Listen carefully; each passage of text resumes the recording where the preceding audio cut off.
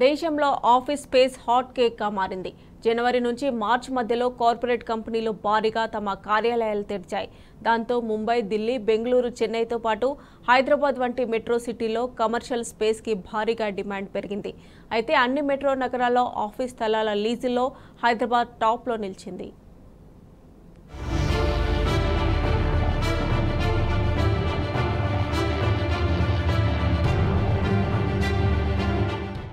దేశవ్యాప్తంగా ఆఫీసు స్థలాలకు డిమాండ్ అంతకంతకు పెరుగుతున్నది.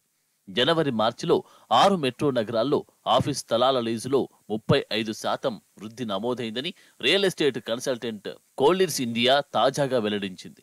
దేశవ్యాప్తంగా టాప్ 6 నగరాలైన బెంగళూరు, ఢిల్లీ, ఎన్టీఆర్, ముంబై, చెన్నై, హైదరాబాద్, పూణేలలో 13.6 మిలియన్ల చదరపు అడుగుల విస్తీర్ణం కలిగిన ఆఫీసు స్థలాన్ని లీజుకు తీసుకునే అవకాశాలున్నాయని పేర్కొంది. ఏడాది క్రితం ఇదే త్రైమాసికంలో ఇది 10.1 మిలియన్ చదరపు అడుగులున్నాయన్న హైదరాబాద్తో పాటు ముంబై, బెంగళూరు, ఢిల్లీ ఆఫీసు స్థలాల లీజు పెరగగా చెన్నైలో మాత్రం కాస్త తగ్గుముఖం పట్టింది.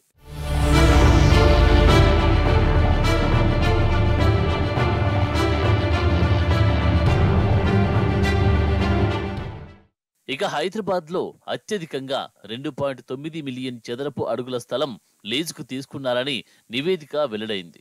క్రితం ఏడాది ఇదే త్రైమాసికంలో తీసుకున్న దాంతో పోలిస్తే ఇది 2 రెట్లు పెరిగినట్లు వెల్లడించింది. ముంబైలో ఆఫీసు స్థలం డిమాండ్ 90% ఎగబాకి 1 మిలియన్ చదరపు అడుగుల నుంచి 1.9 మిలియన్ చదరపు అడుగులకు చేరుకోనుంది. బెంగళూరులో కార్యాలయ స్థలం 2.5% పెరిగి 4 మిలియన్ చదరపు అడుగులకు చేరుకున్నది.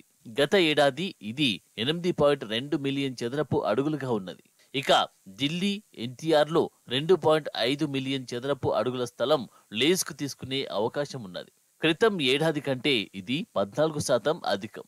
చెన్నైలో ఆఫీసు స్పేస్ డిమాండ్ 6% తగ్గి 1.8 మిలియన్ చదరపు అడుగుల నుంచి 1.5 మిలియన్ చదరపు అడుగులకు తగ్గింది.